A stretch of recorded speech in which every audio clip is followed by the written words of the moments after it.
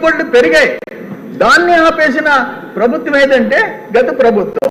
దురదృష్టకరమైన పరిస్థితులు మనం చూసామని చెప్పేసి, అందుకే నేను ఒక మాటలో వ్యవసాయ శాఖ, నీటిపారుదల శాఖలు మూసేసిన పెద్ద మనిషి ఎవరంటే గత ప్రభుత్వం అని చెప్పేసి నేను తెలియజేస్తున్నాను. అధ్యక్ష, జలవనరుల శాఖలు ఇరిగేషన్కి మనం 16,705 కోట్లు పెట్టాం. ఎగ్జాంపుల్ ఒకటేంటంటే, ఏదైనా ఒక చట్టసభలో ఒక శాఖ ప్రతిపాదించిన చట్టసభలో సభ్యులు ఆమోదించిన ఆ బడ్జెట్ మోరార్లెస్ 10% మోరార్లెస్ 10% ఎక్కువ కావచ్చు, 10% తక్కువ కావచ్చు, ఖర్చు పెట్టాలా. దానికి బడ్జెట్ అప్రూవ్ అయిన శాఖలకు ఉన్న నిధులని ఆ విలువ లేకుండా పక్కన చెత్తబుట్లో పారేసింది గత ప్రభుత్వం. ఎగ్జాంపుల్ 2014-19 68,000 కోట్లు ఖర్చు పెట్టాం ఇరిగేషన్లో. అంటే next 5 years SSR rates, standard schedule of rates ప్రకారం ఆల్మోస్ట్ 80,000 కోట్లు. 68,000 కోట్లకి ఆ పెరిగిన రేట్లతో సుమారుగా 80,000 కోట్లు ఖర్చు పెట్టాల్సి ఉంటే 35,000 కోట్లకి ఖర్చు చేసిన పెద్ద మనిషి. టోటల్ ఇరిగేషన్ ప్రాజెక్ట్స్, అది పోలవరం కావచ్చు, మొత్తం నగరి, గాలేరు నగరి కావచ్చు, అన్ని ప్రాజెక్టులు ఆపేసింది ఏంటంటే గత ప్రభుత్వం. ఎందుకంటే ఒక ఇరిగేషన్ సిస్టమ్ ఇంప్రూవ్ అయ్యే కొంది, ఆయకట్టు పెరిగే కొంది రైతుల ఆర్థిక పరిస్థితులు పెరుగుతాయి.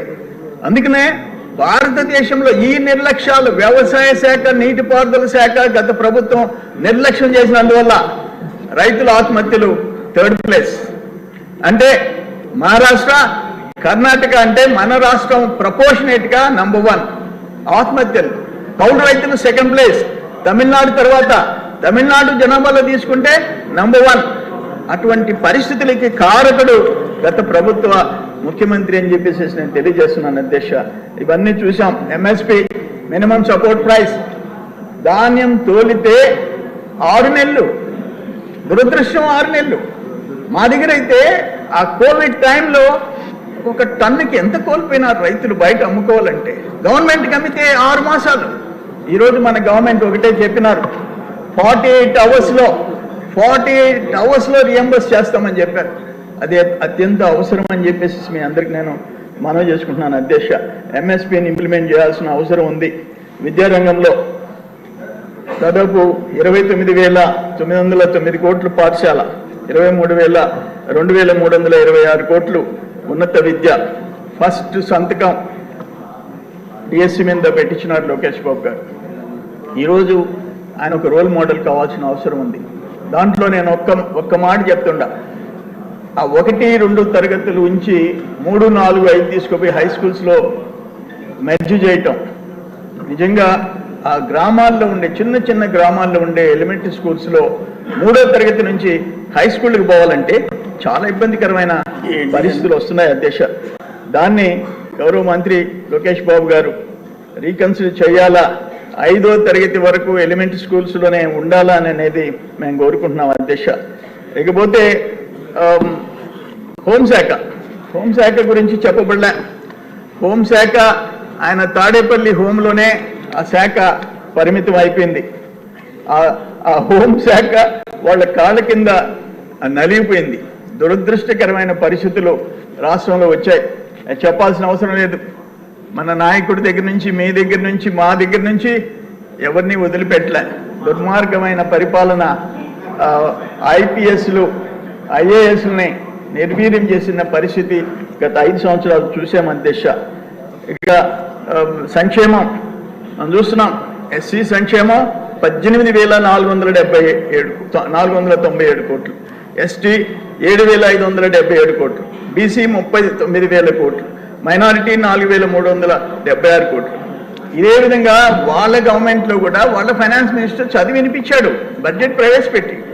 కానీ ఎక్కడ ఇంప్లిమెంట్ చేశావు? ఎక్కడ?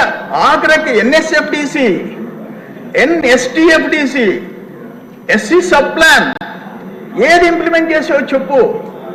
ఒక ట్రాక్టర్, ఒక కార్, ఒక ఆటో, ఒక బంకు ఎస్సీ ఎస్టీలకు అప్పులు ఇచ్చావా?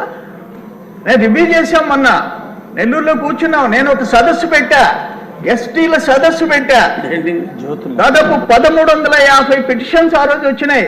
మొత్తం జిల్లా అధికార యంత్రాంగం అంతా వచ్చినారు. వాళ్ళ బతుకులు ఘోరమైన పరిస్థితుల్లో ఉన్నాయంటే ఈరోజు ఎస్టీస్ లాస్ట్ 5 yearsలో మీరు చేసిన దుర్మార్గాలు. దాన్ని రివైవ్ చేయాల్సిన అవసరం ఉంది, మన మీద బాధ్యత ఉంది. నేను అందుకనే మా నియోజకవర్గంలో 5 మండలాల్లో దాదాపు 3,500 మంది వచ్చారు, జిల్లాధికారులు అందరూ వచ్చారు, 1350 అర్జీలు వచ్చినాయి. వాటన్నిటినీ అప్లోడ్ చేశాం. నేను గౌరవ ముఖ్యమంత్రి గారికి కూడా ఒక నోట్ ఇచ్చా, వాళ్ళ సమస్యలు తీర్చాలా అని చెప్పా. ఇరిగేషన్లో ఇంకొక పాయింట్ ఏంటంటే లస్కర్లకు కూడా జీతం ఇవ్వని పరిస్థితి ఇరిగేషన్లో. పెద్ద ఆయన లెఫ్ట్లు రైట్లకు మాత్రం 1,000 కోట్ల పేమెంట్ ఇచ్చిన విషయం మనం అన్ని పత్రికల్లో చూసాం దిశ. ఇకపోతే గృహ నిర్మాణం, నేను చెప్పాను లాస్ట్ టైం, జగనన్న ఏంటో నాకు అర్థం కాదు, 1,80,000 సెంట్రల్ గవర్నమెంట్, 1,50,000 ఇంటికి 30,000 ఎన్ఆర్ఈఎస్, 1,80,000తో ఏమొస్తుంది ఇప్పుడు? 2018లో గౌరవ ముఖ్యమంత్రి గారు ఆనాడు మాకు వేణుగోపాల స్వామి టెంపుల్ ల్యాండ్స్ లో భారీ బహిరంగ సభ SC/ST సభ పెడితే మేము ఆ సభలో ఆయన వెళ్ళేటప్పుడు ఆపి ఒక రిక్వెస్ట్ చేశాం, 1,80,000కి గిరిజనులు కట్టుకోలేకున్నారు సార్ అంటే 70,000 పెంచాడు. అక్కడికక్కడ అనౌన్స్ చేశాడు. ఎస్సీలకి 50,000 అనౌన్స్ చేశాడు. అంటే ఎస్సీలకి 2,30,000, ఎస్టీలకి 2,50,000. జగనన్న ఆయన నా ఎస్సీలు నా ఎస్టీలు రావటం కట్ చేశాడు, మళ్ళీ 1,80,000కే ఫిక్స్ చేశాడు. ఈరోజు 1,80,000లో వాళ్ళు టైప్ 3 అంటే బెనిఫిషరీస్కి సంబంధం లేకుండా కాంట్రాక్టర్స్ కట్టించే దాంట్లో ఎన్ని ఘోరాలు జరిగినాయి అంటారు? నేను వెళ్ళాను వరిగొండ గిరిజన కాలనీ, 149 ఇళ్ళు వాళ్ళు చూపించారు. చూడయ్యా 70,000 తీసుకుని పారిపోయినాడు, మా దగ్గర 20,000 30,000 తీసుకున్నాడు, బేస్మెంట్ నుంచి 2 అడుగులు 3 అడుగులు. నేను చెప్పే గతంలో కూడా ఇదే సభలో